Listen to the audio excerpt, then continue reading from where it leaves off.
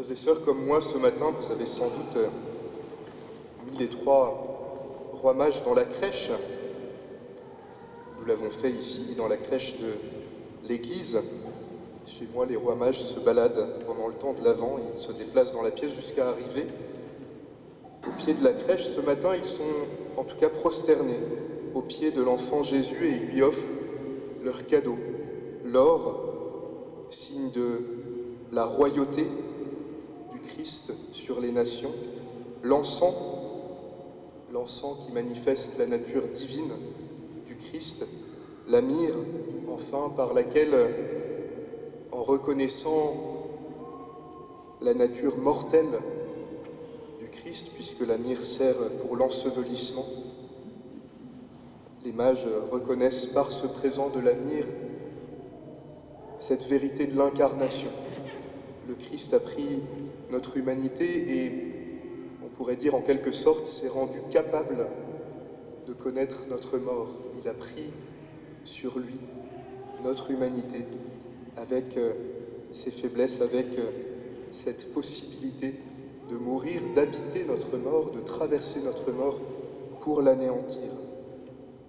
Cela nous est rappelé dans l'iconographie traditionnelle de la crèche qui souvent représente l'enfant Jésus dans des langes qui ressemblent plutôt à un linceul, à des bandelettes d'un linceul, et souvent aussi dans une mangeoire qui ressemble davantage à un tombeau qu'à une mangeoire, certains artistes allant même jusqu'à représenter ou profiler à travers les ombres ou la charpente de la crèche, allant jusqu'à profiler la croix. Le Christ vraiment s'est fait homme pour pouvoir vivre notre vie d'homme, traverser notre mort et la détruire.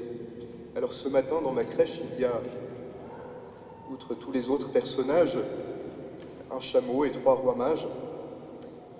Trois rois venus sans doute de la Perse lointaine, où il existait à l'époque une caste de princes savants, de ces rois qui passaient leur temps à regarder le ciel, à regarder les astres, qui étaient à la fois un peu savants, un peu devins, un peu astrologues, qui passaient leur nuit à observer.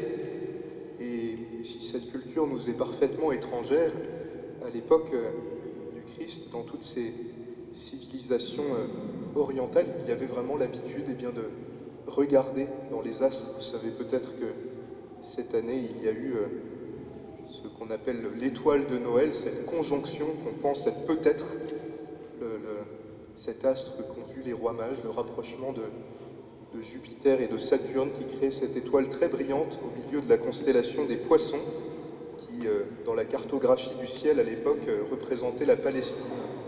Voilà, Jupiter, l'étoile royale, Saturne, l'astre qui désignait le peuple juif, et au milieu de cette constellation des Poissons. Est-ce que c'était cela ou autre chose?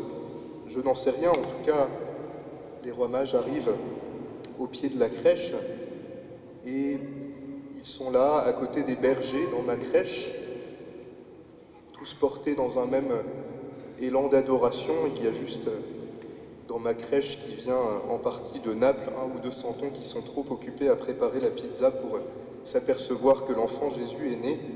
Mais sinon, tous les autres, les rois mages, les bergers et tous les autres sont prosternés au pied de l'enfant Jésus. Cette image de la crèche, qui est ancrée en nos mémoires, et fort heureusement, qui est ancrée dans notre imaginaire, cette image fait que cet événement des rois mages à côté des bergers nous semble tout à fait normal, tout à fait banal. On le fait tous les ans. Il y a la Sainte Famille, les bergers qui arrivent les premiers avertis par l'ange, et puis les rois mages conduits par l'étoile qui se mettent à côté des bergers.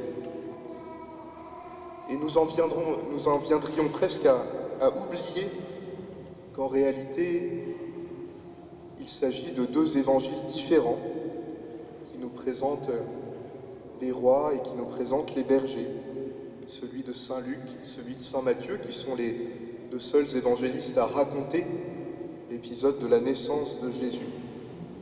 À aucun moment, Saint Luc ne nous parle des mages, à aucun moment, Saint Matthieu ne nous parle des bergers. Ce sont deux récits différents. Ni Luc ni Matthieu n'étaient présents, évidemment, comme témoins directs de l'événement. Alors avec les éléments qu'ils connaissent, avec ce qu'ils ont entendu, ce qu'ils ont reçu de la tradition, eh bien, ils vont composer leur récit avec ce qui leur semble le plus significatif. Pour l'un, ces humbles bergers du peuple d'Israël, un peu ceux qui étaient laissés à part, qui n'avaient pas très bonne réputation, et puis pour l'autre, ces mages païens, venus de loin, venus d'Orient. Chez saint Luc, les bergers sont les premiers adorateurs. Ce sont, dans le peuple d'Israël, ceux qui sont mis un peu à la dernière place. Pourquoi? Tout simplement parce que, vivant jour et nuit dehors avec leurs bêtes et sentant un peu le bouc, on n'avait pas trop envie de s'approcher. Les grands prêtres et les scribes dont il est question dans l'Évangile, ceux qui vont conseiller Hérode, imaginent sans doute pour l'enfant, pour le divin enfant, pour le royal enfant, un comité d'accueil un peu différent. Les trompettes et le tapis rouge, c'est le minimum pour la naissance d'un roi. Alors chez saint Matthieu, on a ce récit un peu différent, qui nous raconte la venue des mages, de ces princes de nobles lignées, avec tout leur cortège, leurs dromadaires, toute leur caravane, arrivant à Bethléem. Tout de suite, ça a un peu plus d'allure. Ça ressemble plus à un comité d'accueil pour un roi. Ça a plus d'allure, mais surtout, ça correspond davantage aux prophéties. Notamment la prophétie d'Isaïe que nous avons entendue en première lecture. Les rois marcheront vers la clarté de ton aurore. Lève les yeux et regarde, tous ils viennent vers toi. Vers toi viendront, afflueront les richesses des nations. En grand nombre, les chameaux t'envahiront. Tous les gens de Saba viendront, apportant l'or et l'encens. Avec les mages, d'une certaine manière, les choses semblent un peu plus normales, un peu davantage rentrer dans l'ordre, un cortège royal pour accueillir le roi de l'univers. Seulement, peut-être que les bergers ont mauvaise réputation, peut-être qu'on n'a pas trop envie de les approcher, mais eux au moins appartiennent au peuple élu, appartiennent au peuple d'Israël, appartiennent à ce peuple à qui Dieu a fait la promesse d'un Messie. Et le fait que le Messie soit né et que Dieu conduise des païens comme étant les premiers au pied de la crèche, voilà le vrai scandale. Voilà quelque chose d'impensable. Pourquoi est-ce que Dieu aurait pris tant de soin à préparer son peuple, à le préparer par les prophètes, à le préparer par toutes ces préfigurations au cours de son histoire? Pourquoi aurait-il pris tant de soin à s'unir un peuple, à renouveler son alliance autant de fois que nécessaire au rythme de l'infidélité de son peuple?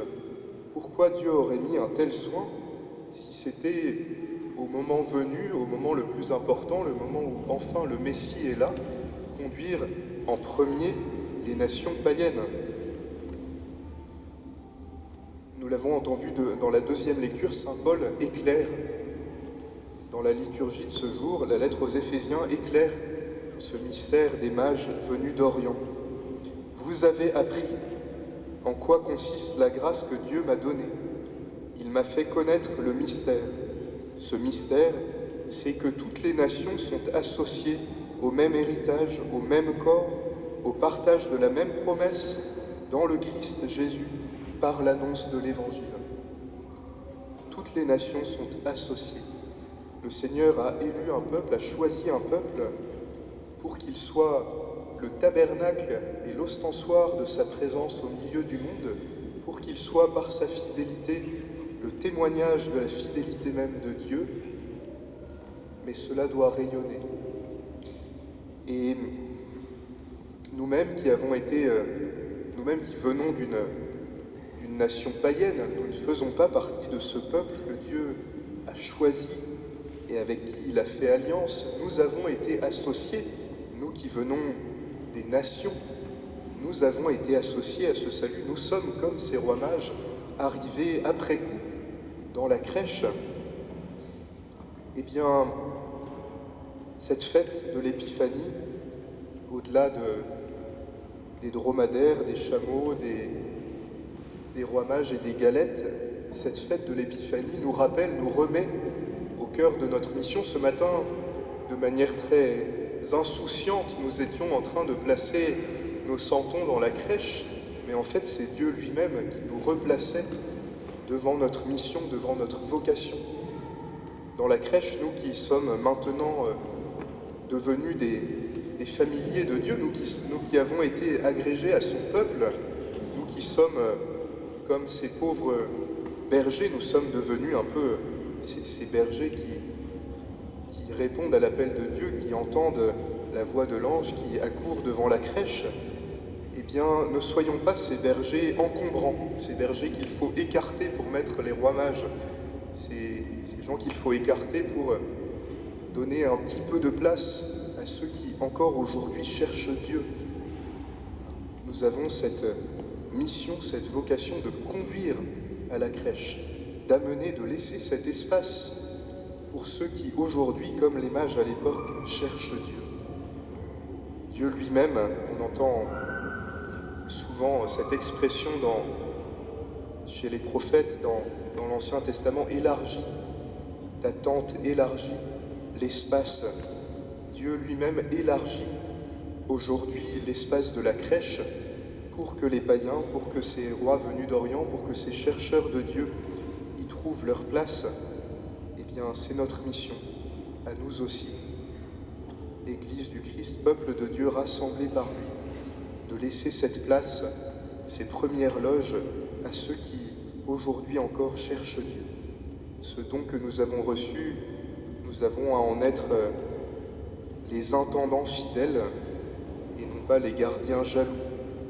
Nous avons à en être les dispensateurs généreux. Cette grâce que nous avons reçue doit rayonner. Il y a tout au long du temps de Noël ce mouvement qui passe du secret, de l'intimité de la crèche jusqu'à la révélation aux nations, jusqu'à l'épiphanie. L'épiphanie qui est le mot qui veut dire la manifestation en plein jour. Le mystère de l'épiphanie nous rappelle notre mission.